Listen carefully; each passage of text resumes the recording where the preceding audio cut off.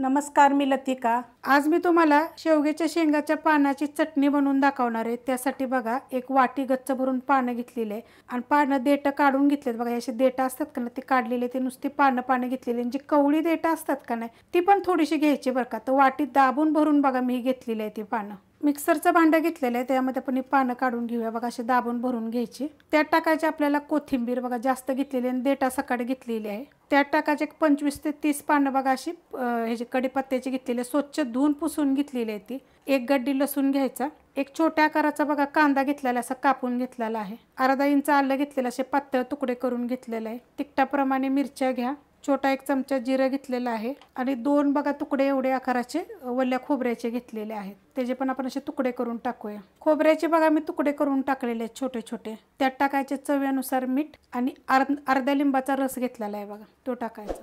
आता ह्यात पाण्याचा वापर करायचा नाही, आपल्याला मिक्सरला बारीक करून घ्यायचे। मिक्सरला बघा मी बिना पाण्याची बारीक केलेली आहे, मस्त अशी झालेली, अशी दरदरी करायची, एकदम पण बारीक अशी पेस्ट करायची नाहीये।